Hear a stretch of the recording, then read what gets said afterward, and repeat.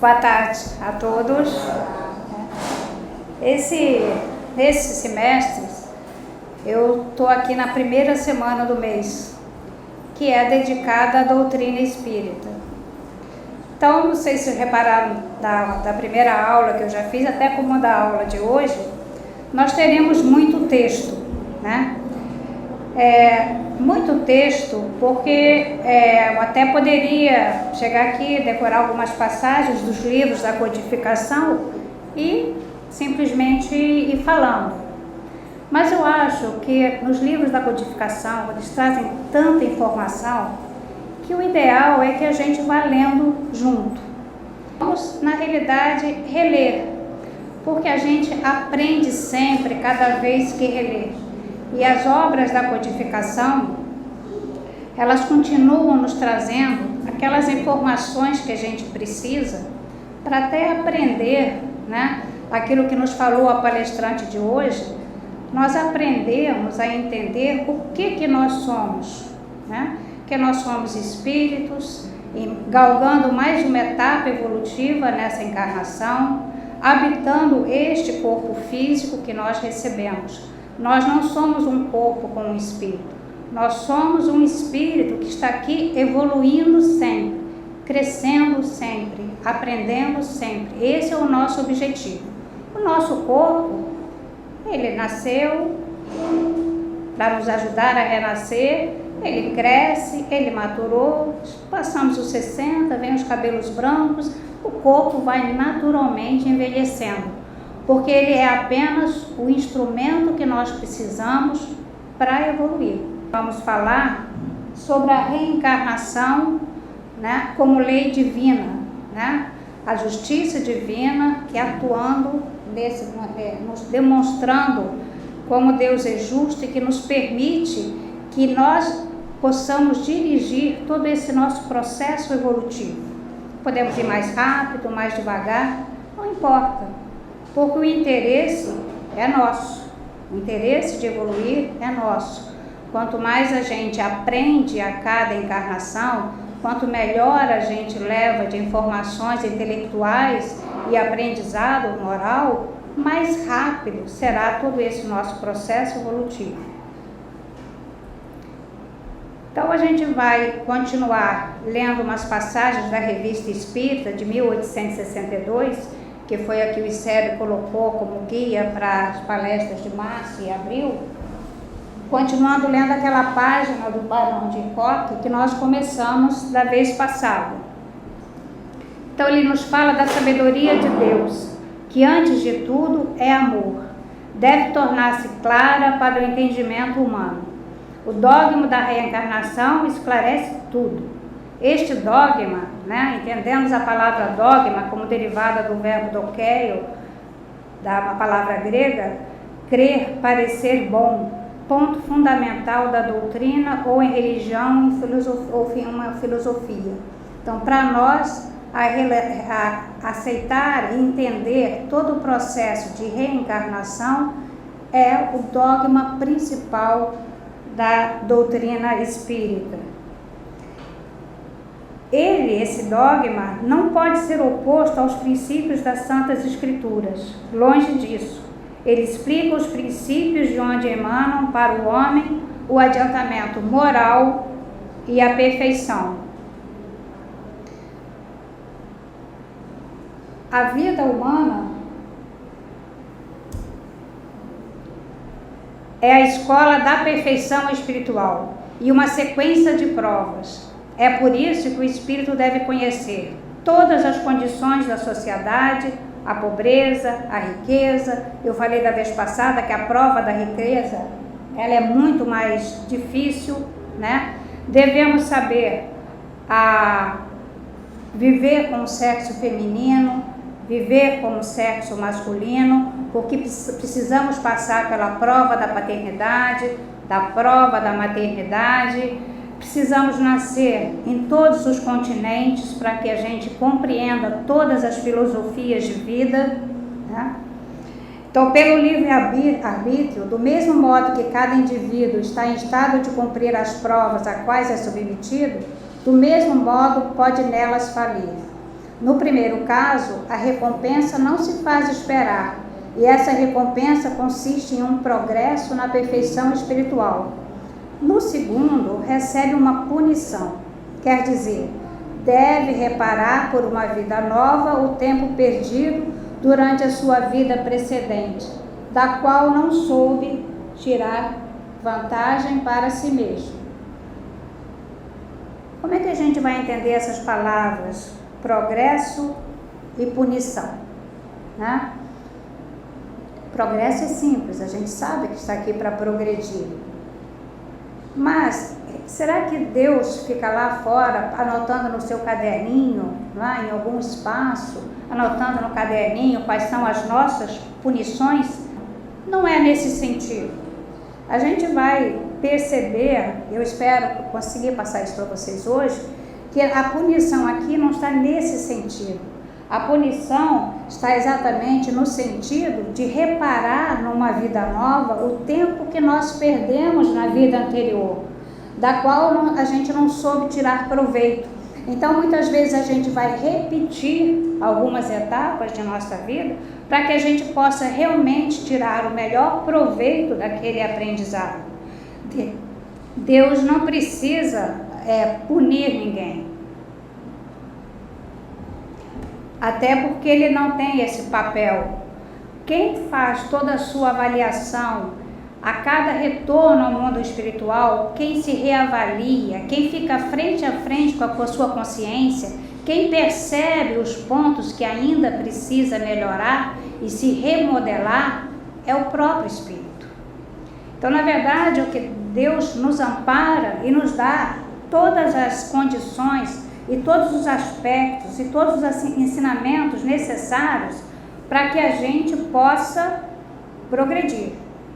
Mas o julgamento e as etapas de reencarnação, elas são construídas muitas vezes por nós mesmos. E muitas vezes aquilo que nós vamos considerar como uma punição divina foi planejado por nós mesmos, de uma maneira em que nós nos sentimos mais livres e mais fortes. Mas, como todo dependente de qualquer vício que seja, ele só quando ele fica frente a frente ao motivo do seu vício é que ele vai saber se ele está ou não melhorado. Eu não vou nem dizer curado, mas melhorado, se ele está pronto para seguir em frente. Então, qual o objetivo da reencarnação? A expiação e o consequente melhoramento progressivo da humanidade. Mas nós temos que ver expiação como essa nova oportunidade de reparar as faltas e os erros de vidas passadas, né? Lembrar que expiar, né? Como a gente vai ver no livro Verbo, do Luiz, expiar vem do latim expiare, purificar. Então não é expiação como uma punição, como um castigo, você errou, né? Ela até falou, vamos ficar de joelhos no milho, né? Não é nesse sentido, mas é no sentido do que eu posso purificar, do que eu posso melhorar de minha própria vida. E nisso a gente vai perceber que nós temos um conceito diferente, ou deveremos ter um conceito diferente em relação à palavra karma. Porque nós usamos a palavra karma, não só os budistas ou os islamistas usam a palavra karma, os hinduístas, nós também, né? A palavra karma vem do sânscrito, karma, conjunto de ações dos homens e suas consequências. E pelo budismo e pelo hinduísmo significa para eles a lei de causa e efeito, que opera tanto no plano físico como no plano moral. Então, para toda ação tomada pelo homem, ele poderia esperar uma reação. Se praticasse o mal, então receberia de volta o mal em intensidade equivalente ao mal causado. Se praticasse o bem, então receberia de volta um bem em intensidade equivalente ao bem causado. Será que é exatamente assim? Será que por eu ter, né, se eu fui nazista, né, em alguma época, no início da Segunda Guerra, e se eu mandei alguém para a câmara de gás, será que obrigatoriamente eu vou ter que morrer na câmara de gás? Ou vou ter que morrer na asfixia durante um banho? Será que é exatamente assim? Será que um pai castiga seu filho da mesma maneira que ele feriu alguém? Será que é esse o conceito de evolução divina, né? E por outro lado, será que nós fazemos o bem porque estamos interessados em juntar bônus lá no mundo espiritual? Será que a gente está pensando assim, se eu fizer caridade pelo menos uma vez por mês, a minha casa, vou ter um palacete lá no mundo espiritual quando eu voltar? O nosso lar, a minha casa vai estar bem equipada? Será que é para isso que eu faço, que eu pratico a caridade?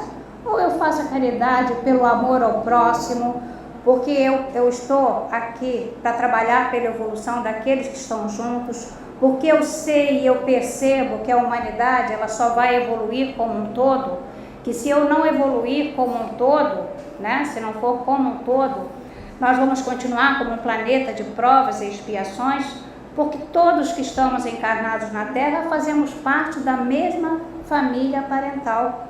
Então a família só evolui em conjunto. Então eu preciso trabalhar pelo próximo, sim, mas não porque eu vou receber um bem igual a esse, mas porque o bem dentro de mim deve ser uma característica natural. Devo fazer o bem não visando uma recompensa, mas porque eu entendo isso como um processo normal. Não há determinismo, nem há fatalismo para a doutrina espírita. Eu acho que isso talvez fosse o ponto principal, já que a gente está falando sobre justiça divina, que eu queria continuar, tá? A lei de causa e efeito, ela não é uma lei da física. Nós não vamos trazer essa lei de que toda ação tem uma reação de igual valor e de igual intensidade. Isso é uma lei física. Nós não somos apenas um corpo físico, nós somos espíritos em evolução. Então a lei da física não se aplica a nós.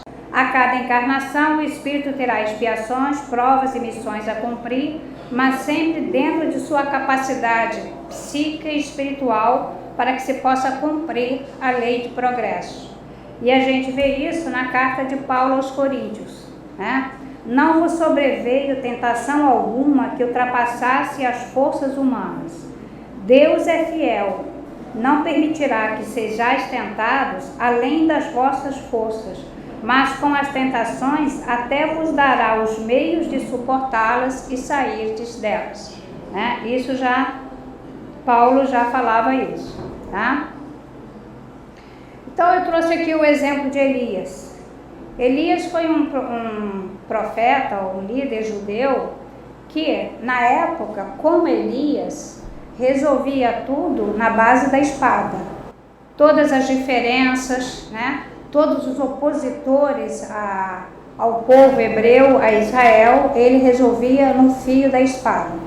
Então, durante o seu tempo de Elias, só de uma vez, segundo a história do povo hebreu, porque o Luiz até contestou essa história hoje, mas segundo a história do povo hebreu, no Antigo Testamento, só de uma vez ele mandou decapitar 400 sacerdotes de uma religião da época que adorava um deus Baal.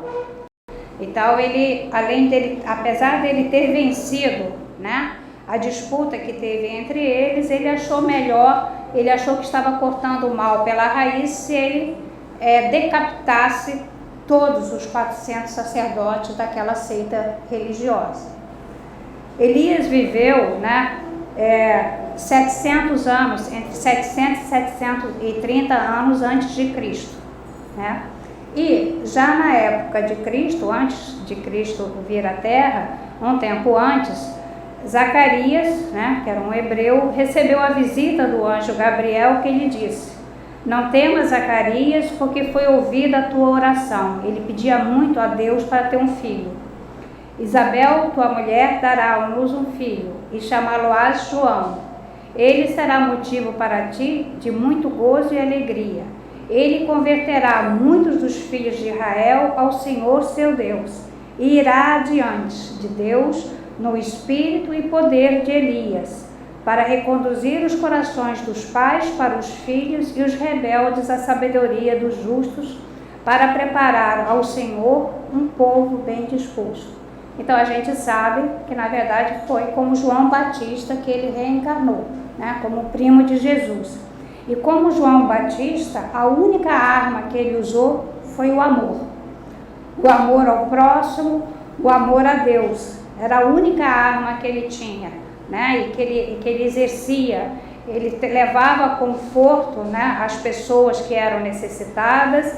Junto a ele havia um grupo que o acompanhava, mas nunca se ouviu falar que ele agredisse qualquer pessoa que fosse.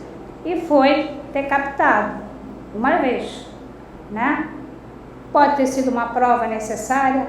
Pode, mas ele não foi decapitado 400 vezes. Ele foi decapitado uma vez, né? E isso porque em 700 anos ele não teria tempo de reencarnar 400 vezes. É só a gente fazer as contas para ser decapitado. Então isso na verdade mostra que mesmo que ele tivesse, se ele sentisse necessidade, ele como espírito, saber exatamente o que havia feito com outros, né, no seu tempo de Elias, foi apenas uma vez, né? Eu estou trazendo isso, acho que alguns de vocês até já perceberam, porque nós passamos por uma polêmica no meio espírita por causa do acidente de Santa Maria, né? Era um resgate coletivo, não era um resgate coletivo? Houve uma página, né, oficial num jornal de grande circulação e que isso magoou alguns familiares, né? Porque nenhum pai ou mãe quer ver seu filho associado à época dos nazistas, dependendo até principalmente das suas religiões. Então isso virou uma discussão dentro do próprio meio espírita. E eu trouxe um trechinho da carta que Richard Simonetti colocou na revista Espírita, agora desse mês de abril de 2013, na coluna dele que se chama Pinga Fogo, né? Então ele diz: fomos criados para o bem. O mal é uma autoagressão.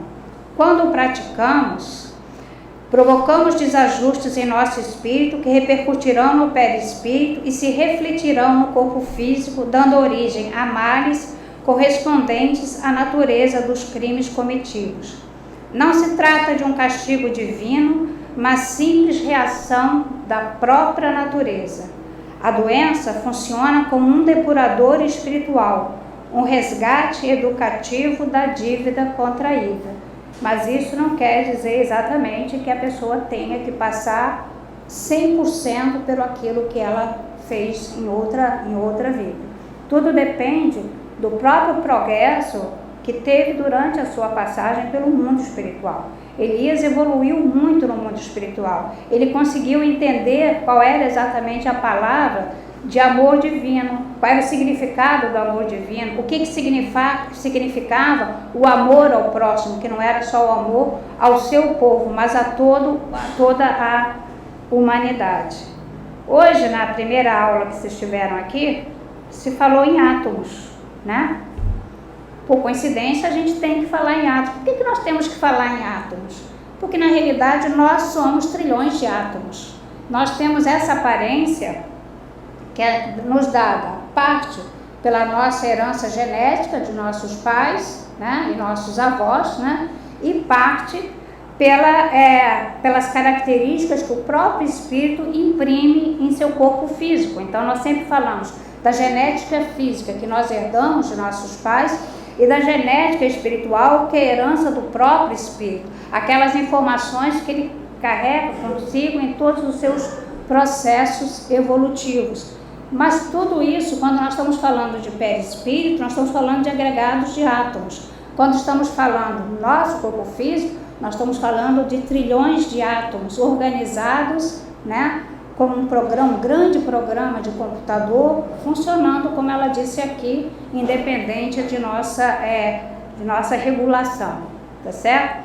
Então eu trouxe esse esqueminha aqui, que é do Dr. Jorge Andréia, desse livro, Retalhos Psicológicos, né, no capítulo 13, o genoma nas telas espirituais, para a gente começar a compreender como se processa, por que nós já renascemos com as nossas provas, as nossas expiações, e de que maneira elas podem ser imprimidas em nosso corpo físico.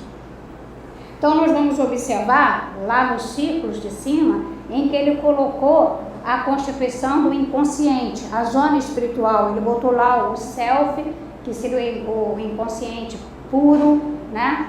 O inconsciente atual, o corpo, depois o corpo mental, que sempre acompanha o espírito, depois então as camadas do perispírito.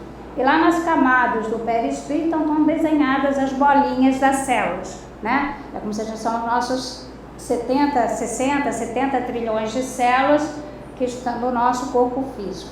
Se a gente pegar, né, olhar essas célulazinhas, cada uma delas nesse esquema de baixo, a gente vai ver que a gente tem o núcleo. Dentro do núcleo, né, da bolinha central, nós temos os nossos cromosomas que carregam o nosso material genético, são os genes. E esses genes são organizados por átomos, né, que é o esqueminha de baixo. Então, quando a gente fala, os átomos interagem entre si, entre eles existe uma área, uma zona de atuação onde o perispírito faz a sua ligação com as células físicas. Então, na realidade, a gente fala que o perispírito ele se liga célula a célula ao corpo físico. Isso é uma maneira didática da gente compreender. Mas, na verdade, a célula é composta de átomos. Então, essa ligação é de átomo a átomo. São átomos, todos são átomos do universo. Os átomos perispirituais interagem com os átomos do corpo físico, e é a partir dessa área, né, que alguns chamam como plasma quântico, né, que se estabelece toda a interação entre a carga genética espiritual, a carga genética física, as informações em geral do corpo físico e as informações que o espírito passa para o corpo físico.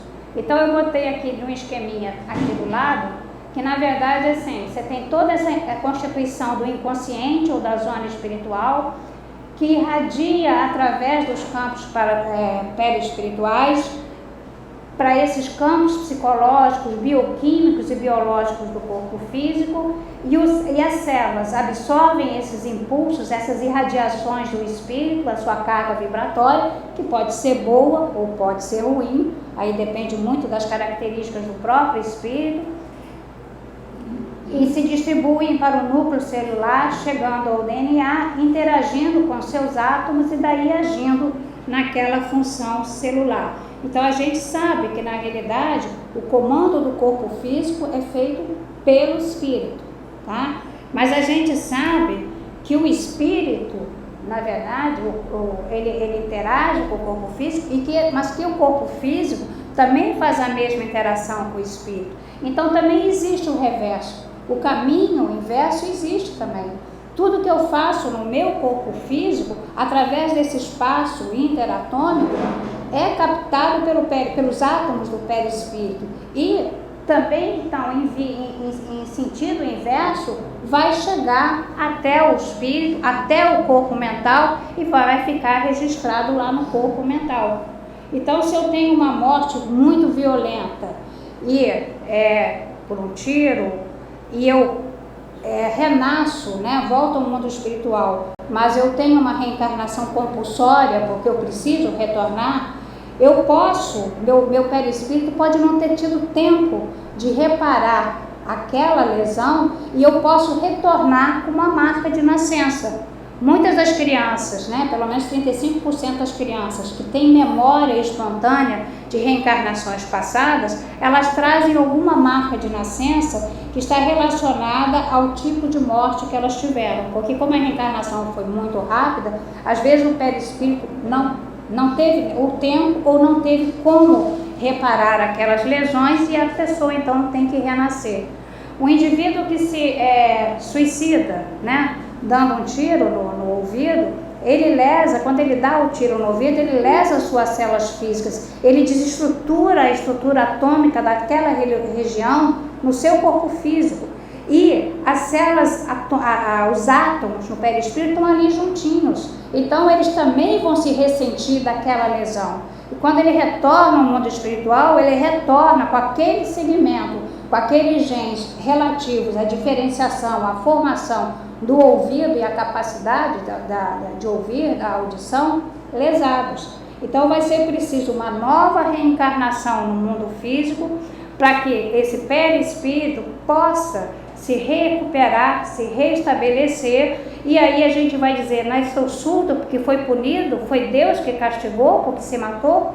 Não, ele nasceu surdo porque ele precisa restabelecer todas aquelas células, precisa restabelecer a comunicação interatômica entre as células espirituais e as físicas, precisa recuperar a porção do perispírito que é ligada à matéria, para poder, numa próxima vida, então, nascer com todo aquele desenvolvimento normal. Não foi uma expiação por castigo divino, foi uma necessidade de recuperação do perispírito que ele mesmo lesou. Então, a gente, quando a professora da primeira aula colocou aqui da importância da gente aprender a raciocinar, a lidar, né, a pensar em átomos, é porque também está na hora da gente não aceitar, né? Aceitar porque eu aceitei. Não, eu vou aceitar porque eu estou entendendo como é que o processo se dá. Porque aí eu posso muito mais compreender a justiça divina das reencarnações. Eu posso compreender por que eu precisei renascer com determinada doença que me prejudica tanto e que atrapalha tanto o meu dia a dia. Eu posso compreender isso como uma necessidade do meu próprio espírito de ver recuperado determinadas regiões que estão, vamos dizer assim, entre aspas, doentes.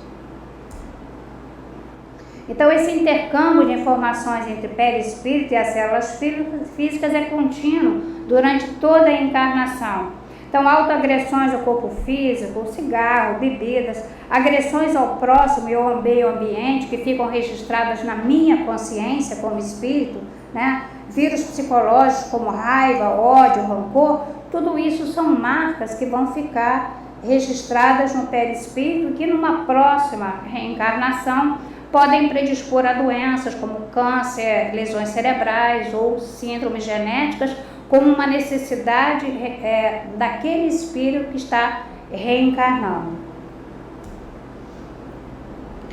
Hoje se acredita que muitas dessas comunicações, né, entre essas células, né, as físicas e as espirituais, se dê através de uma moléculazinha de material genético que se chama microRNA e que provavelmente, talvez seja o que transporta essas informações de um lado para o outro, de um sistema celular físico para um sistema celular perispirítico.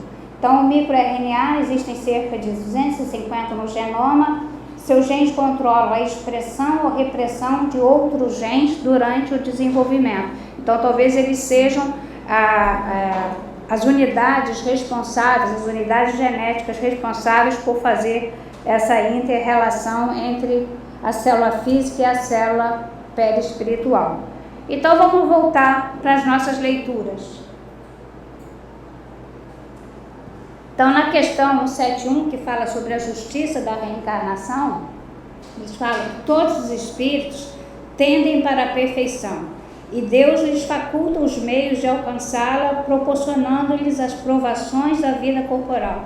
Sua justiça, porém, lhes concede realizar em novas existências o que não puderam fazer ou concluir, numa primeira prova.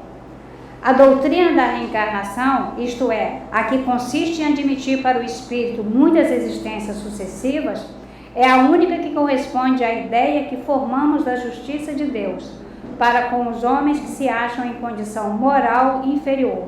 A única que se pode explicar o futuro e firmar as nossas esperanças, pois que nos oferece os meios de resgatarmos os nossos erros por nossas provações.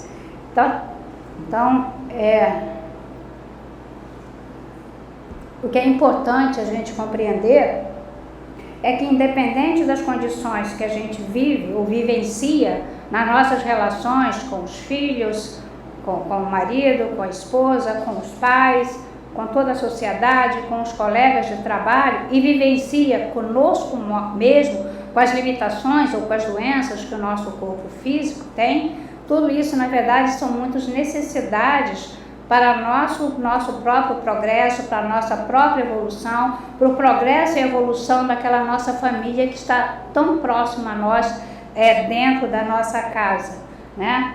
E que nós não podemos achar é que isso se trate de uma punição ou que nós estamos abandonados na terra, a nossa própria sorte. Porque nós sabemos, né, Jesus nos disse isso, nos falou várias vezes através das suas parábolas, né, e das suas narrativas, que ninguém está sozinho na terra, né? Ele tem em Lucas 15, no versículo 15, ele fala: que homem dentre vós, tendo 100 ovelhas e perdendo uma delas, não deixa no deserto as 99 e não vai procurar a perdida até que venha achá-la. Voltando a casa com a ovelha, reúne os amigos para festejar por tê-la encontrado. Assim também haverá maior júbilo no céu por um só pecador que fizer penitência do que 99 que não necessitem de arrependimento. Então nós não estamos aqui abandonados, nem somos punidos diretamente por Deus, mas também não somos abandonados. Todos nós temos os nossos mentores espirituais, a nossa parentela espiritual, e mesmo aqueles que necessitam às vezes daquelas reencarnações compulsórias, sem ter participado da sua programação, mesmo eles não estão abandonados, estão sempre protegidos. Então não existe na lei divina a condenação ao fogo eterno. Todos os espíritos seguem a lei do progresso, respeitando o tempo de cada um. Todos os espíritos encarnados e desencarnados têm amparo espiritual no seu processo evolutivo. Então, como nós podemos definir a justiça? No respeito aos direitos de cada um, do mesmo jeito que Deus faz conosco. Ele respeita o nosso tempo, né? Aquele que nós precisamos para evoluir. No comentário da pergunta 876, nós lemos que na incerteza do que fazer em relação ao semelhante numa determinada circunstância, o homem deve perguntar-se como desejaria que se fizesse com ele. Naquela história da fila hoje que a gente ouviu, né, na fila de supermercado, talvez se ele tivesse parado e pensado o que eu gostaria que essa senhora fizesse, né, talvez ele não tivesse agido, né? Então, amar ao próximo como a si mesmo e tratar o próximo como gostaria de ser tratado. Esses são os ensinamentos que Jesus nos trouxe e que, se a gente conseguir fazer deles o nosso exercício diário, talvez seja mais leve para nós o jugo que nós temos em cada encarnação. Então, no Evangelho segundo o Espiritismo, no capítulo 4, no item 25, que fala sobre a necessidade da reencarnação, ele nos fala: a passagem dos espíritos para a vida corpórea é necessária para que eles possam realizar, com a ajuda do elemento material, os propósitos cuja execução Deus lhe confiou. Então, Deus nos dá a cada um os instrumentos necessários para o nosso progresso. É ainda necessária por eles mesmos, pois a atividade que então se veem obrigados a desempenhar ajuda-os a desenvolver a inteligência. Deus, sendo soberanamente justo, deve aquinhoar equivalentemente a todos os seus filhos.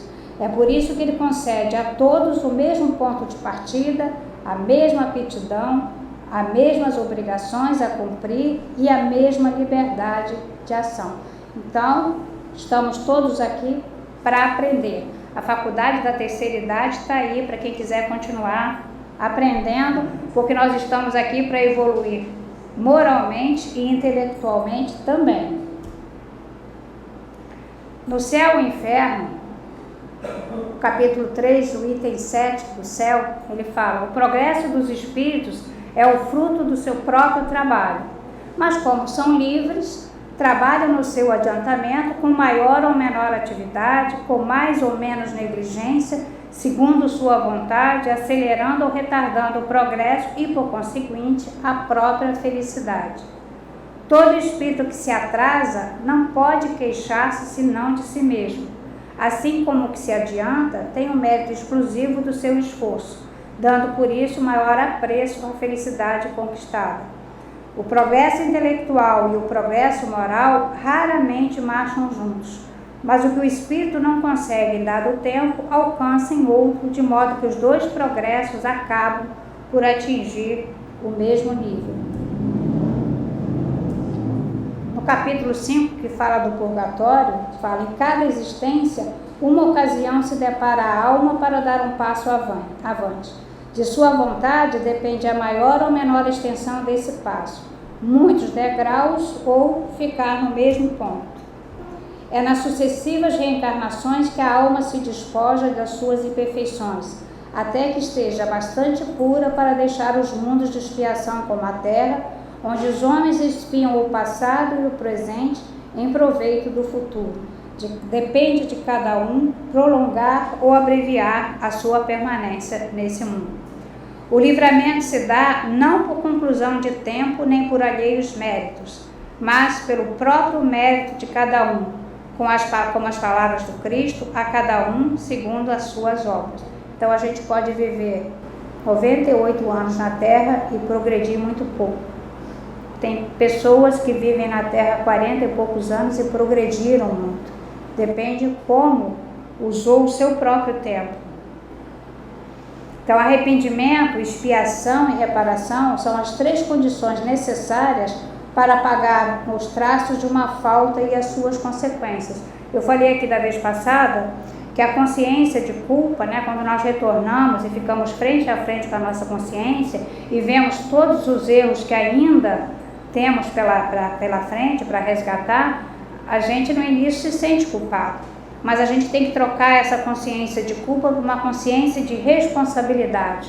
O que eu fiz, mas o que eu posso fazer daqui para frente para me melhorar e para melhorar aqueles que eu prejudiquei em vidas passadas. E a partir dessa próxima reprogramação é fazer a evolução necessária. Vamos trocar a palavra reparação por evolução.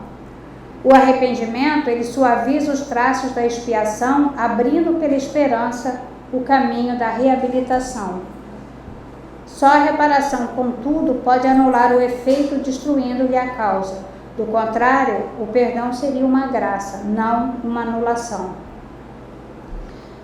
E, infelizmente, para nós espíritas, conhecer como os processos de expiação ocorrem não nos torna doutores nas suas causas. Eu tenho certeza, porque já me aconteceu mais de uma vez, que pelo menos com raiva vocês ficaram de quem passou na frente do filho do caixa. E raiva ainda é um sentimento que nos prende à materialidade, A gente fica com raiva de quem freia na nossa frente o carro, Do cara que está na nossa frente da fila do banco e de repente tira um catatal, que a gente pensou que fila de idoso tinha sido feito só para os idosos, que não. Só que tem muito idoso trabalhando de office boy, Então você está contente na fila de idoso, só tem um, e de repente aquele senhor de cabelos brancos abre aquela pastinha e tira um catatal de papel. Eu ainda fico com raiva, ainda estou tentando entender que é um trabalho e que raiva é um sentimento negativo que me prende à materialidade na Terra. Mas a gente vai insistindo. Não estamos abandonados, como eu falei. Deus está sempre em nós através dos seus emissários. Então o homem é assim constantemente o árbitro de sua própria sorte. Pode abreviar o seu suplício ou prolongá-lo indefinidamente. Sua felicidade ou sua infelicidade dependem da vontade que tenha de fazer o bem. Esta é a lei imutável em concordância com a bondade e com a justiça de Deus. Lá no Céu e Inferno, a gente ainda lê que a encarnação é necessária ao duplo progresso moral e intelectual do espírito, ao progresso intelectual pela atividade obrigatória do trabalho, ao progresso moral pela necessidade recíproca dos homens entre si. A vida social é a pedra de toque das boas ou más qualidades. E aí ele dá uma série de qualidades, e alguns defeitos também. A bondade, a maldade, a doçura, a violência, a benevolência, a caridade, egoísmo, avarência, orgulho, humildade, sinceridade, franqueza, lealdade, má-fé, hipocrisia, tudo características que temos no nosso dia a dia, em uma palavra, tudo o que constitui o homem de bem ou perverso, porque todos nós somos homens de bens e ao mesmo tempo ainda temos o nosso lado perverso, tem por móvel, por alvo e por estímulo as relações do homem com os seus semelhantes. Para o homem que vivesse insolado, não haveria vícios nem virtudes. Preservando-se do mal pelo insulamento, o bem de si mesmo se anularia. Então, meus amigos, se a gente tem em casa, se algum de vocês tem em casa, uma nora muito chata, daquelas que vocês querem distância, muda o comportamento. Porque, na verdade, é com esse espírito que vocês precisam se reharmonizar. O isolamento ou o afastamento não ajuda em nada o nosso progresso evolutivo, nem daquela pessoa. Se nós não nos harmonizamos agora, eu sinto muito, você vai renascer como filha ou mãe dela da próxima vez, porque é preciso que os homens estejam todos harmonizados para que o planeta realmente se transforme para melhor. Então, na Revista Espírita, de março de 1862, terminando um pouquinho na próxima vez, já é outro número da Revista Espírita, ele fala: o mundo avançou muito sobre o aspecto material, nas ciências, nas instituições sociais, mas sobre o aspecto moral está ainda muito atrasado. Os homens desconhecem as leis de Deus e não escutam mais a voz do Cristo. Isso foi em março de 1862. Mas se eu não botar essa data, não mudamos muito. Não mudamos muito. Eu estive essa semana dentro de uma clínica que tem um nome extremamente bonito, acho que eu não vou dizer o nome da clínica, pomposo, que se diz trabalhar pela relação do próximo, trabalhar com o próximo, pelo próximo, uma clínica que trabalha com crianças com problemas de comportamento. Então, existem várias frases muito bonitas. Mas eu peguei a conversa de 2 professores reclamando da alta incidência de homossexualismo. O que está acontecendo?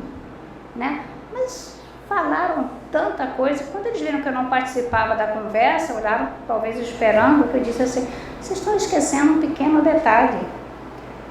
Cada um é cada um tem as suas próprias características. O que eles estão fazendo? Algum deles ofendeu vocês? Algum deles o agrediu? Por quê?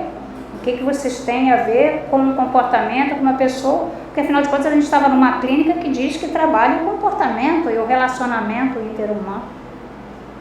Eu acho que, de repente, eles se perceberam, Então, nós, enquanto estamos nessa fase ainda de criticar, como a gente viu aqui, que Joana fala, como a crítica costumeira faz mal ao processo evolutivo, sem parar para perceber que eles estão falando de pessoas, estão falando de seres humanos, que estão aqui, que são contemporâneos na nossa reencarnação.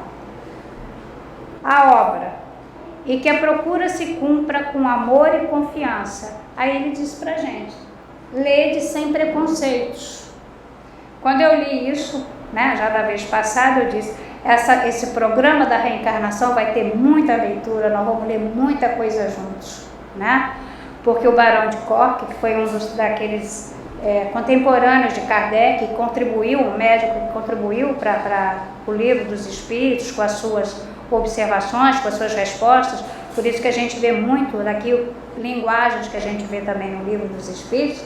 Ele mesmo diz: lede sem preconceitos, porque tem gente que diz assim, espírita, que diz assim: não, eu gosto muito do Evangelho, eu gosto muito do Livro dos Espíritos, mas o Livro dos Médiuns eu não leio não. Isso é preconceito.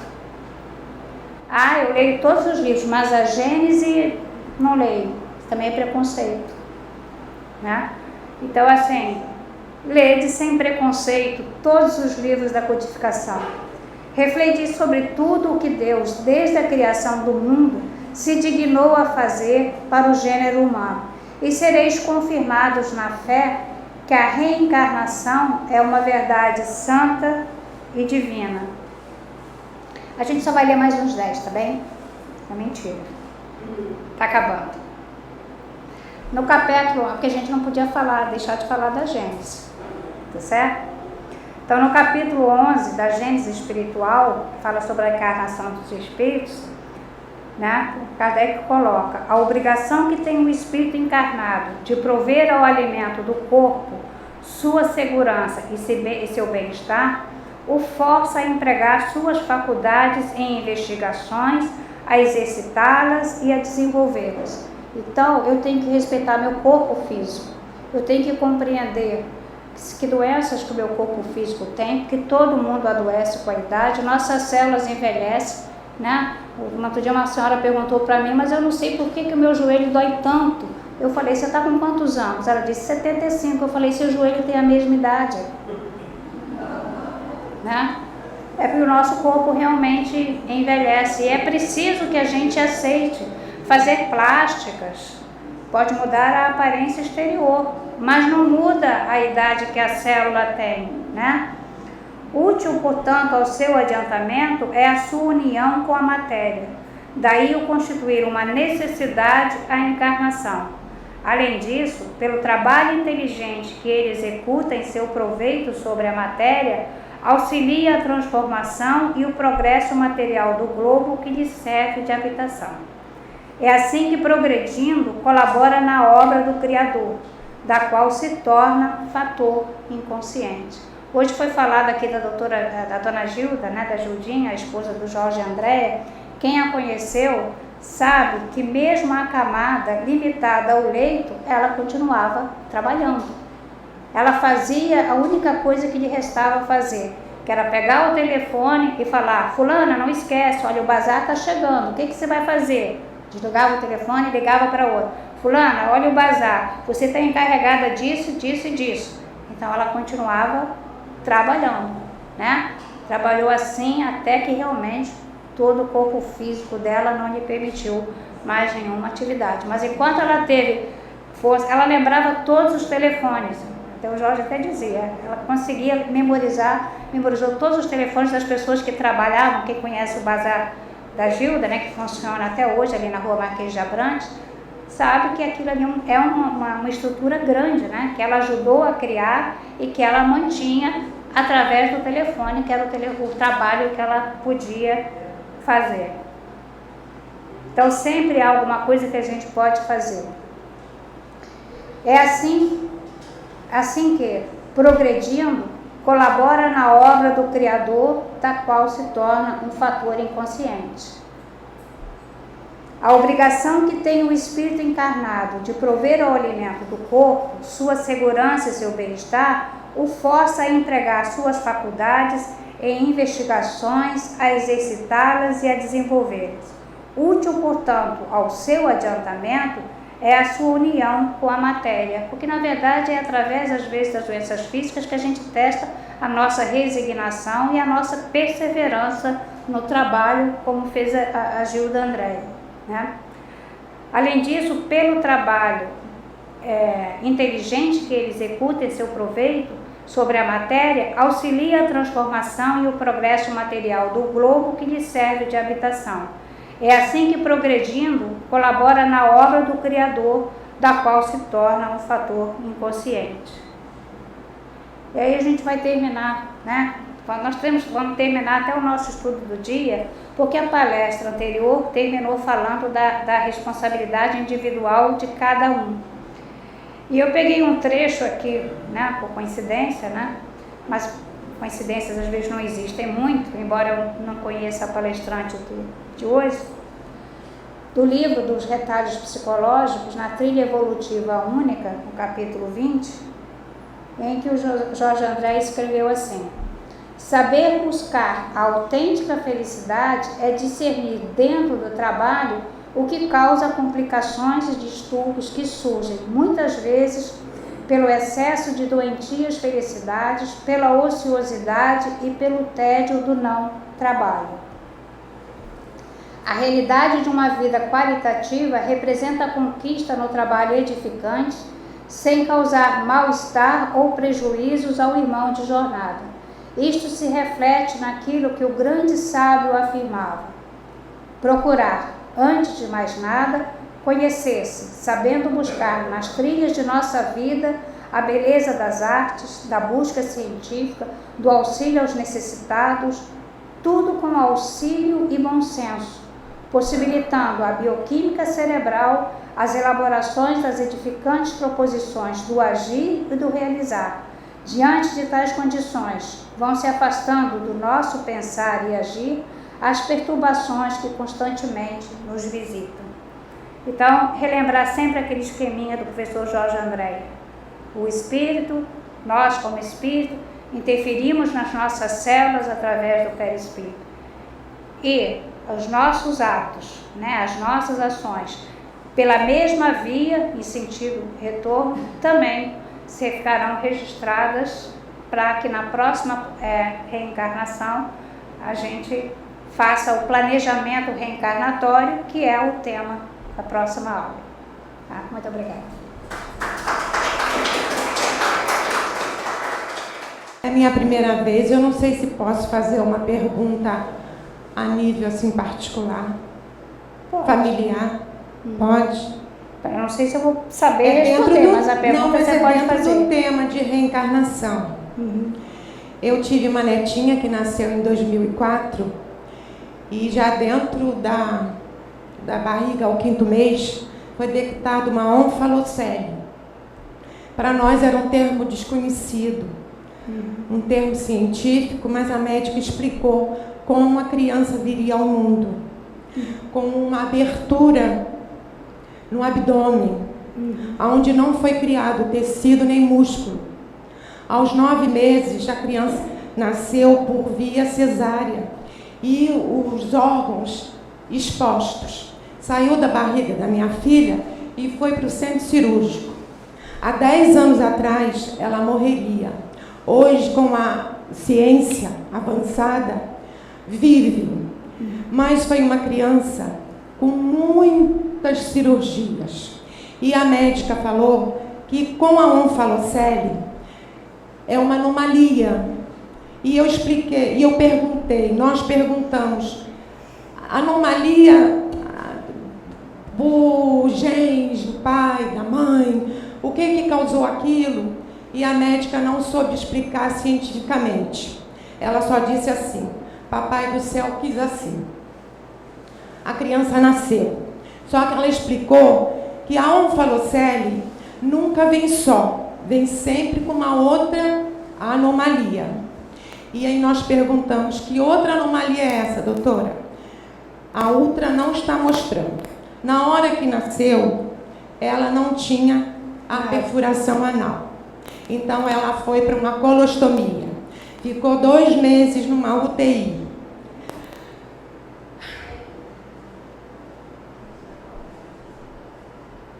Foi um sofrimento muito grande para todo mundo. E eu pergunto, por quê? É uma expiação da criança, do espírito? É uma provação para os pais e para a família? Só que eu me resignei, eu fiz o que eu pude, mas os pais se afastaram de todos e de tudo. Ficaram descrentes. Hoje a criança tem 9 anos, já passou por várias cirurgias, tem muitas sequelas, ainda tem que passar por muitas outras, mas é uma criança feliz, inteligente, alegre, mas os pais se fecharam para o mundo. Então eu gostaria que a senhora me explicasse, que desse assim a nível espiritual, até que eu pudesse passar para eles isso, uma explicação. Eles só têm essa filha, não tiveram outra. É uma criança muito amada por eles, muito amada. Mas eles se fecharam para o mundo e para a família. E eu sinto muito com isso. Muito obrigada. A onfalocele, para quem não conhece, é como se fosse uma grande hérnia da região umbilical, né? E ela tem muitos graus, desde aquela hérniazinha que a criança nasce pequena, que até fecha sozinha, até uma forma que é chamada de gastroesquise, em que todo o abdômen nasce praticamente aberto. E por alguma razão, né, os músculos eles não se formam da maneira correta. Toda a nossa diferenciação, a nossa morfogênese, ela é toda orientada por genes. Então, às vezes, ela pode se associar ou não a outras malformações. Como a parede abdominal não se formou e as alças intestinais ficaram para fora, então é natural que o final do intestino também não tenha se formado, daí a imperfuração anal. Então, é uma coisa local, tá? Causas é muito difícil de você ver. Em genética, a gente diz que isso é uma disrupção vascular. Então, assim, a parede abdominal, ela foi se formando, mas é como se tivesse faltado tecido. Sabe quando você vai fazer? Porque, assim, todo o nosso desenvolvimento, assim, ele vem de trás para frente. O rosto, a linha média, né, que a gente fala, desde todo o rosto até o final do abdômen, toda a linha média é a última que se fecha. Por isso que a gente tem aquela linhazinha branca, que é a linha alba, que é o último ponto de soldadura dos tecidos. Então é como se faltasse tecido para fazer a parede abdominal. Se não fazendo a parede abdominal, os órgãos ficam expostos. De modo geral, a criança, do ponto de vista mental, é normal. Ela desenvolve essa parte normalmente. E ela tem que colocar as telas, e às vezes o processo é simples, coloca a tela abdominal, uma telazinha que é colocada, e aí ela vai, fecha e fica assim, vai seguindo tranquilo. Existem porquês, eu escuto muito essa pergunta, por quê? Porque se eu sou normal, meu marido é normal, na minha família não tem isso, na família do meu marido não tem isso, por que o meu filho tem ou por que a minha filha tem? Eu sempre falo, tem porquês que a gente não tem resposta. A gente dentro de um consultório médico, a gente diz, olha, a gente faz os exames genéticos e a gente conclui que isso é uma coisa que ocorreu ao acaso, esporádico, idiopático, né?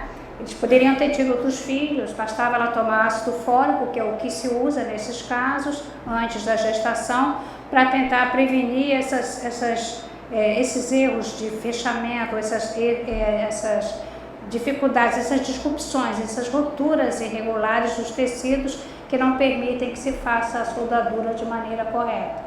Então, se você me perguntar, eu posso te dizer assim, teoricamente, essa criança pode estar tendo uma necessidade, ela como espírito sentiu necessidade de passar por essa prova, isso é para ela ao mesmo tempo uma expiação, uma prova, provavelmente ela programou isso no mundo espiritual, porque ela tem registrado no perispírito agressões que ela fez a terceiros, ou até ela mesma, porque às vezes é muito difícil a gente saber.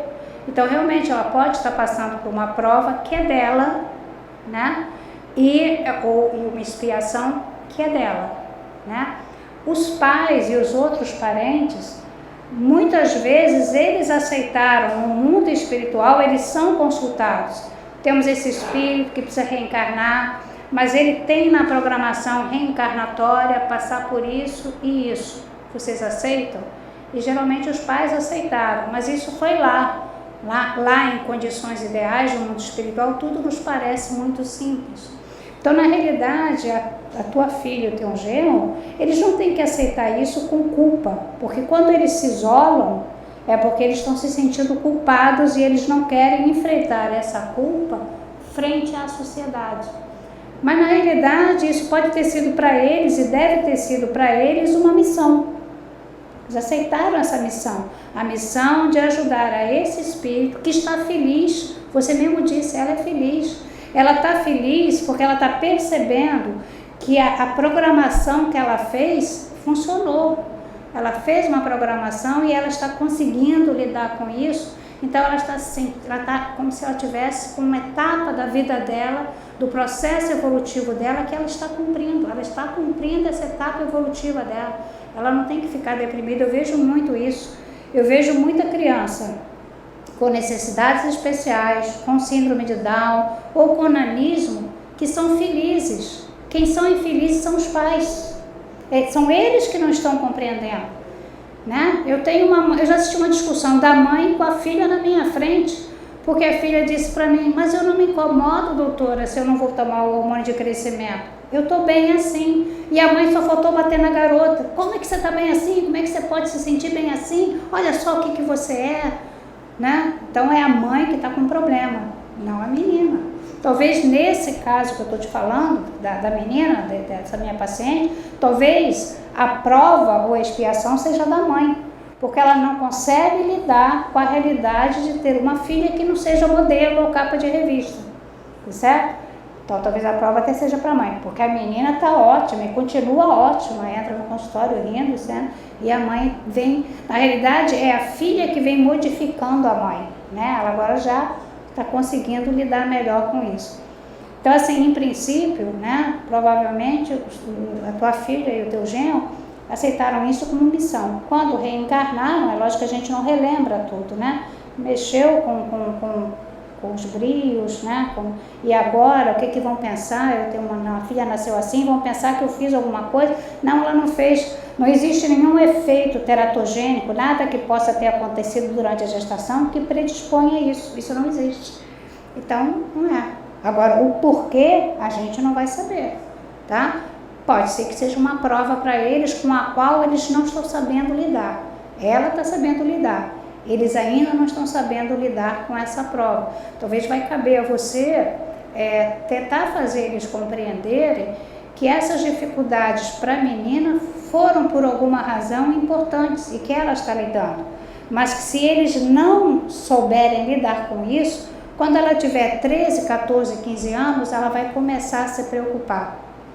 Porque se ela percebe que a mãe e o pai acham que ela não é uma criança que se possa mostrar, ela vai começar a pensar. Porque a gente na adolescência, embora a gente seja a época que a gente mais briga com o pai e com a mãe, é a época em que você mais começa a interiorizar a opinião que seus pais têm sobre você. Então talvez ela comece a achar, é bom, se meu pai e minha mãe não querem que eu vá, frequente festas ou vá, não sei mais o que, talvez eles tenham razão, e talvez ela comece a se fechar. Então eles têm que trabalhar isso agora, enquanto ela ainda é uma criança, com 9 para 10 anos. Fazer terapia, fazer qualquer processo para que eles compreendam que ela não é em nada diferente, né?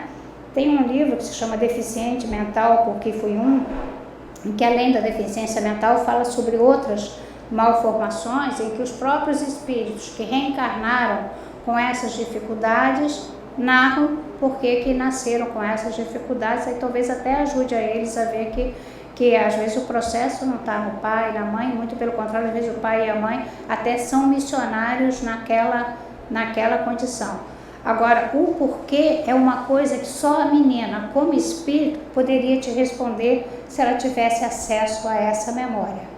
Mas se ela é uma menina feliz e não está revoltada com isso, é porque ela sabe que ela está vencendo uma etapa evolutiva e que isso vai ser muito importante para ela e provavelmente ela vai ser uma excelente aluna na escola porque ela vai tentar focar nessa evolução, entendeu? Isso geralmente é isso, tá? Agora, o porquê não temos como saber, porque ela, como espírito, ela deve saber, né? Então, se um dia ela fizer uma regressão de vidas passadas, talvez ela tenha acesso à razão do porquê. Agora, vocês, o pai e a mãe, não vão ter essa resposta, porque nenhum médico vai dar essa resposta. Todos vão lhe dizer, isso foi um erro, isso foi um acidente da natureza, ocorreu ao acaso, isso é esporádico.